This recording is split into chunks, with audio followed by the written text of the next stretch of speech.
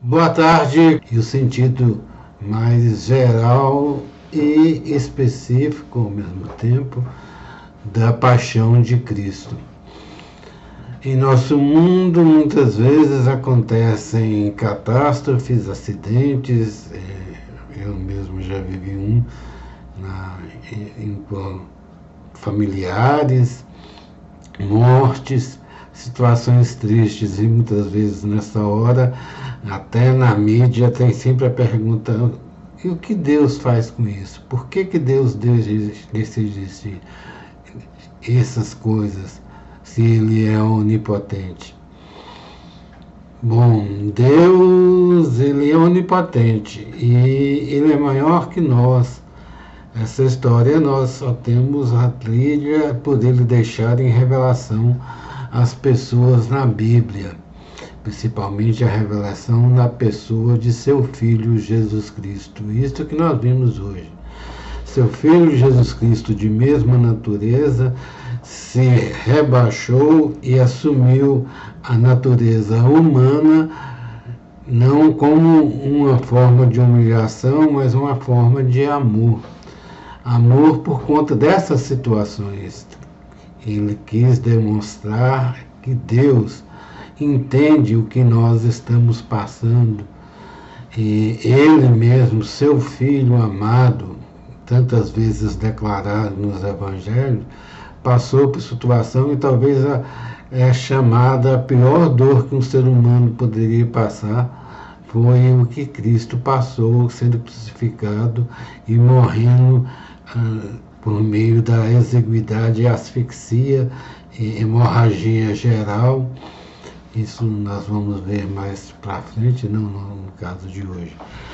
E nós escolhemos algumas reflexões aqui. Isso, como sempre, nós sentamos as nossas atividades, sempre foi assim desse canal, em determinados períodos, numa figura filosófica, aqui teológica, que é São Tomás de Aquino, em seu livro, e onde ele reflete sobre a paixão.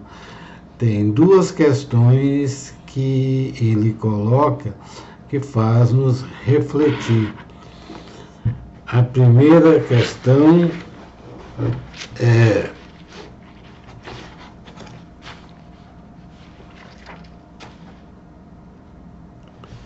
se a paixão deve ser atribuída à divindade de Cristo.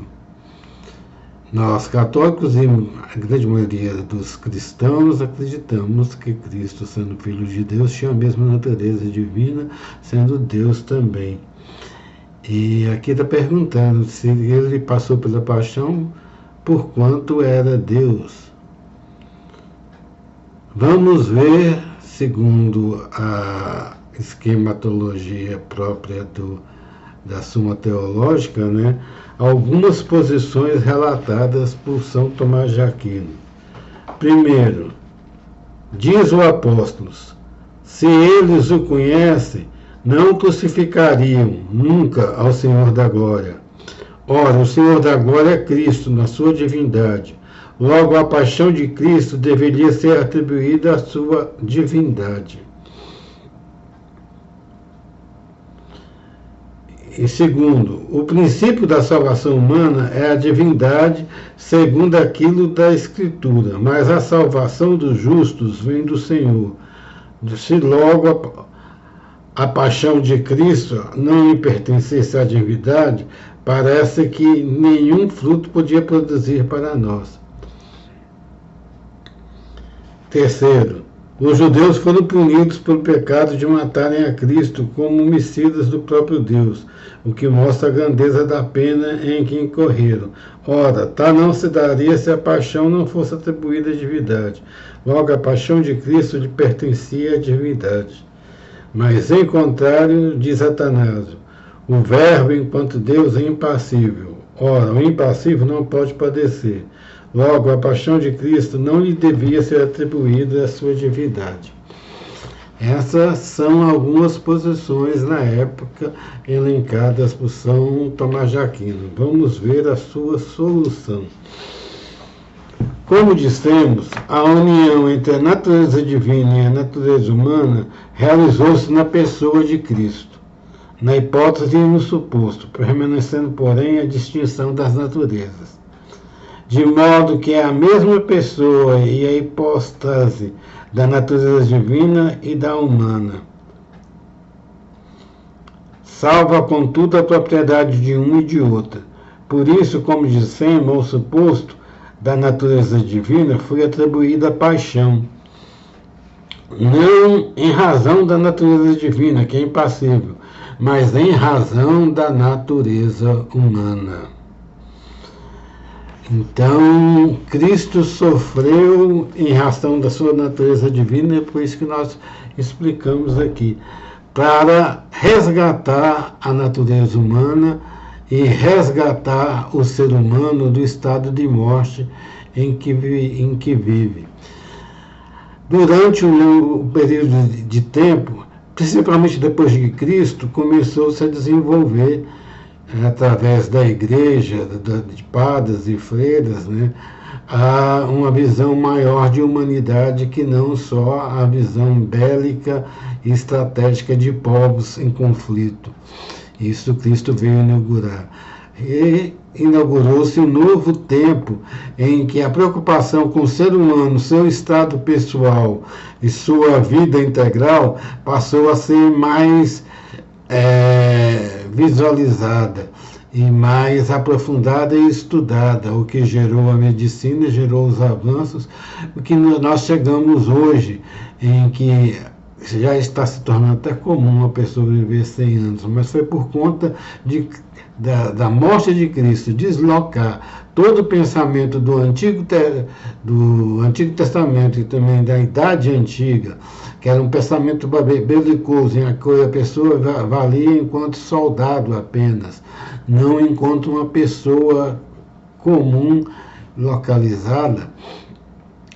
Foi para a morte de Cristo e a repercussão da sua ressurreição é que propiciou essa transformação.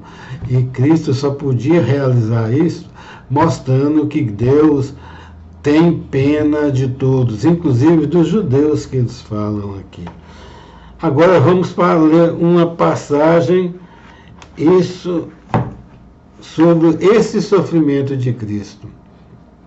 Esse sofrimento que ele sofreu, apesar de ser divino, mas ele sofreu em razão de sua divindade. Isso é que é interessante. Em razão, para mostrar que a divindade está preocupada com a situação do homem. E quando o homem se vê nessas questões de violência, de acidentes, de tragédias, e pensa em Deus, tem que se lembrar que Cristo entregou seu Filho para provar que ele quer transformar essa realidade. Agora, os detalhes não nos cabe aqui saber como se realizarão. Tem os caminhos da virtude, das bem-aventuranças, dos mandamentos cristãos de amar a Deus e amar ao próximo. Esses caminhos sempre liberaram o homem para ter uma vida cada vez mais próspera, mais saudável e mais cordial. Embora o homem, pela sua a questão do pecado de Adão ainda está presente no homem, só será superado na segunda vinda de Cristo, ainda realiza tragédias, e mesmo existem tragédias no mundo. Vamos ler aqui como foi a dor de Cristo, se a dor de Cristo foi a maior de todas. Como dissemos, quando tratamos das deficiências assumidas por Cristo, ele sofreu verdadeiramente a dor na sua paixão, tanto a sensível causada pelos tormentos corpóreos, como a interior causada pela apreensão do mal que se chama tristeza. Ora, ambas essas dores foram máximas em Cristo, em que as dores da vida presente, entre as dores da vida presente. O que se explica por 4 razões. Primeiro, pelas causas da dor.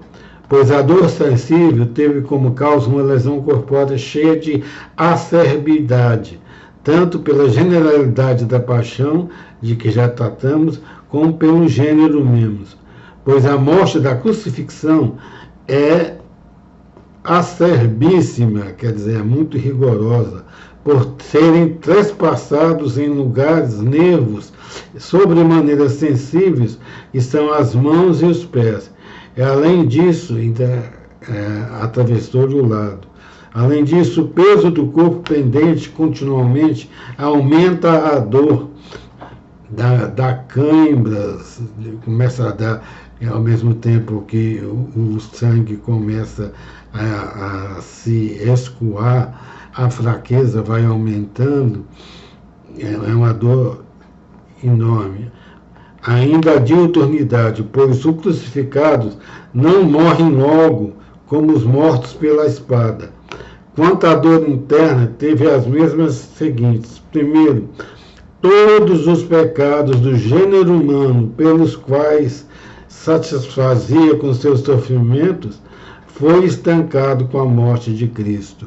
Cristo, todos os pecados que causaram sofrimento ou a pessoa própria em algum momento, ou os sofrimentos dos pecados causados a terceiros, foram passados para Cristo na sua crucifixão e ele sentiu a todos. Os clamores dos meus pecados, segundo e especialmente a culpa dos judeus, os clamores dos meus pecados passaram por Cristo e a culpa dos judeus também passaram por Cristo, dos judeus que o condenaram, não todos os judeus, mas os que o condenaram, Cristo sofreu por eles. E dos outros que lhe infligiram, e sobretudo dos discípulos que se escandalizaram com a paixão de Cristo e o abandonaram. Que sentiu a dor do abandono. Terceiro, ainda, a perda da vida do corpo, naturalmente horrível à natureza humana. É algo natural que a pessoa se sente angustiada ao chegar a se aproximar à morte iminente, né? Chamando os agonizantes até hoje. Cristo também passou por eles. Então, por tu passar tudo, Cristo sendo Filho de Deus, tendo o mesmo sentimento de Deus, quis mostrar que Deus está sentindo isso conosco. Por isso, como nós venhamos aqui, nós devemos de recorrer a Cristo para que Deus atenda-nos nos nossos momentos difíceis, nos nossos momentos que não são poucos durante toda a nossa vida, em que muitas vezes nos sentimos desolados, abandonados, trespassados. Nós devemos lembrar sempre da morte de Cristo para que nos releve tais situações e nos dê força para continuar caminhando nessa vida. Boa tarde a todos.